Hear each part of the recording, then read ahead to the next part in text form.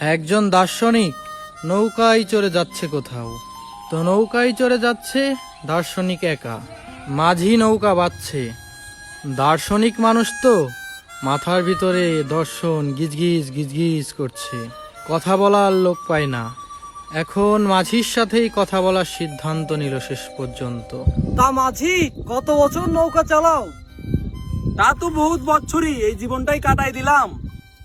তা ভূগোল চেনো? ভূগোল কখন দেখেছো? না, ভূগোল আমি চিনবো কোথা থেকে?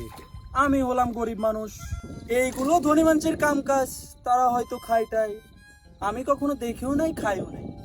আশ্চর্য ব্যাপার, ভূগোল আবার কেউ খায় নাকি? জীবনটা দেখি চারানায় নষ্ট করে ফেলেছো। স্যার, ওইটাও বাদ। তা এ বেটা, দর্শন বোঝো? সাহেব, খামোখাই শরম দিচ্ছেন, ওইগুলো বড় লোকের খাবার, আমরা কোথা থেকে পাবো? আমরা কখনো খাইও নাই চোখে দেখি। বেটা বেকুব, দর্শন বুঝি মানুষে খাই? তোর জীবন তো আটানাই বৃথা। স্যার, হইতেও পারে।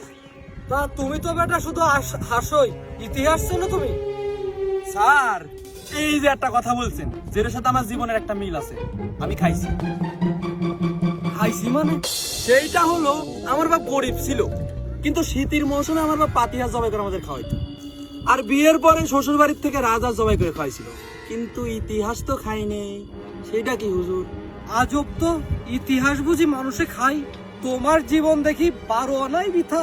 স্যার, হইতেও পারে। কিছুক্ষণ পর উত্তর দিকে কালো মেঘ উঠেছে।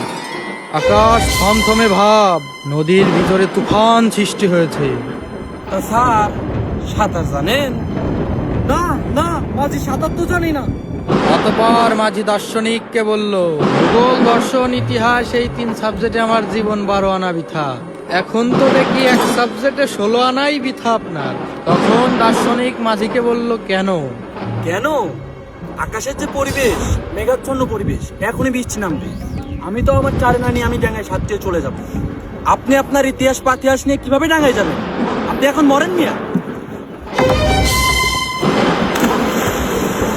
তারপর মাঝি নৌকা থেকে লাফ দিয়ে সাতটে ডাঙায় চলে গেল এবং দার্শনিক সেখানেই মৃত্যুবরণ করলো। এ থেকে বোঝা যায়, যে যে পরিস্থিতিতে থাকে সে সেই পরিস্থিতি থেকেই শিক্ষা লাভ করে।